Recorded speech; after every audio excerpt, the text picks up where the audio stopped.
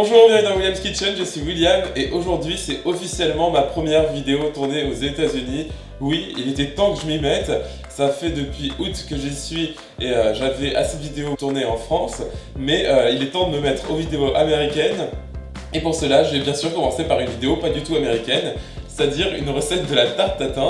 Car en fait ma mère me l'a demandé par WhatsApp, elle m'a dit qu'elle voulait absolument une recette de tarte tatin sur ma chaîne YouTube, donc je me suis dit c'est le moment de faire plaisir à ma mère et en plus de faire plaisir à certains abonnés qui veulent plus de recettes françaises. C'est vraiment ma recette préférée et c'était d'ailleurs ma première vidéo sortie sur YouTube, donc c'est la même recette qu'il y a 3 ans quand j'ai créé ma chaîne YouTube, donc c'est parti pour notre tarte tatin, super gourmande et quand même super simple à faire. Alors pour notre tarte tatin, on va tout de suite commencer par utiliser de la pâte sablée. Vous avez deux options, soit vous la faites vous-même, ce que j'ai fait bien sûr puisque ça change tout, soit vous allez l'acheter dans le commerce, peu importe, ça ne me dérange pas. Je vous ai déjà montré comment faire la pâte sablée sur ma chaîne YouTube il y a une semaine, donc dans une vidéo dédiée à cette pâte sablée magnifique et parfaite en toute occasion. Mais en tout cas on va tout de suite commencer par le caramel pour notre tarte tatin. Alors pour mon caramel, bien sûr, j'utilise du beurre demi-sel. C'est très important pour avoir un caramel au beurre salé typique de la Normandie ou de la Bretagne. Et du sucre de type vergeoise blonde. Vous pouvez utiliser du sucre de canne tout simplement ou du sucre blanc, peu importe. Et vous allez tout simplement faire un caramel avec, c'est-à-dire que vous allez faire fondre le sucre et le beurre ensemble, les faire monter à très forte température et jusqu'à ce que vous ayez un magnifique caramel bien brun. Et ensuite vous allez laisser refroidir environ 5 minutes.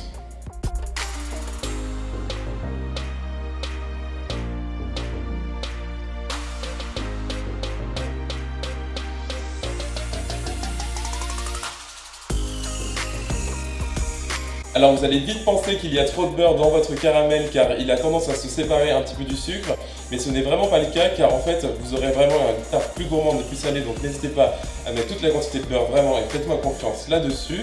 Et une fois que votre caramel est prêt, vous allez le mettre dans le fond de votre moule à tarte, préalablement graissé, et vous allez laisser le tout de côté pour vous occuper des pommes.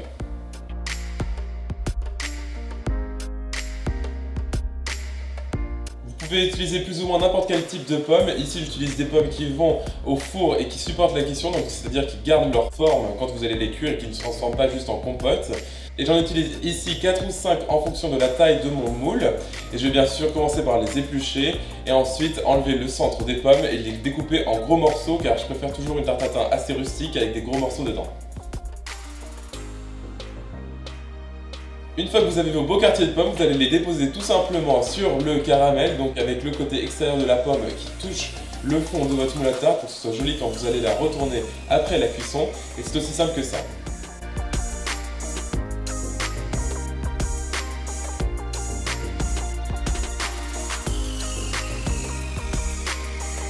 Maintenant, je recouvre le tout avec mon film aluminium et je vais mettre mes pommes et mon caramel dans mon four réchauffé à 180 degrés Celsius pendant une dizaine de minutes pour commencer un peu à faire cuire les pommes dans le caramel pour que ça s'infuse et que ce soit vraiment délicieux.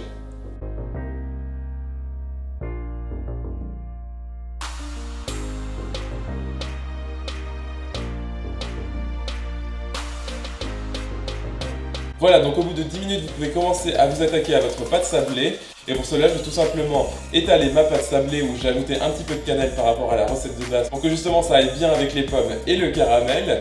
Et donc vous allez tout simplement étaler votre pâte sablée en fonction de la taille de votre moule.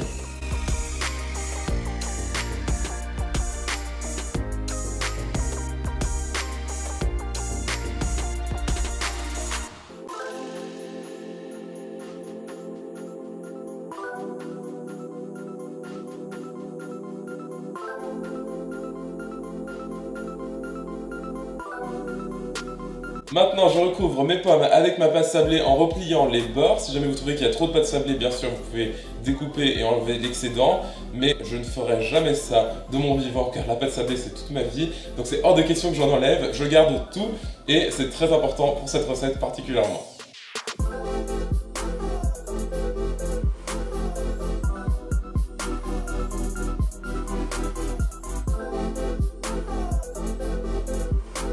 Je vous conseille maintenant de mettre votre tarte sur une plaque de four, tout simplement car le caramel va sûrement dépasser des bords de votre moule et va tomber et tacher votre four, donc surtout mettez une plaque, comme ça au moins vous n'avez pas ce problème-là.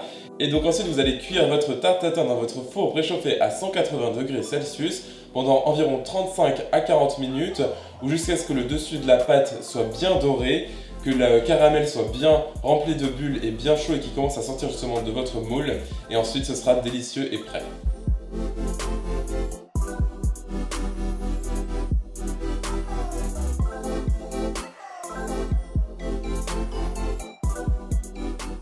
Alors j'ai ici ma part de tarte tatin et il est maintenant temps de manger ça. Bien sûr, si vous voulez faire ça de façon traditionnelle, n'hésitez pas à mettre de la crème fraîche épaisse, 30% de matière grasse minimum, voire 40, c'est encore meilleur, pour que ce soit vraiment très traditionnel et très normand.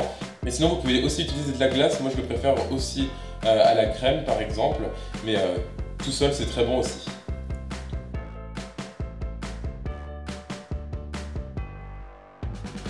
Franchement c'est super bon.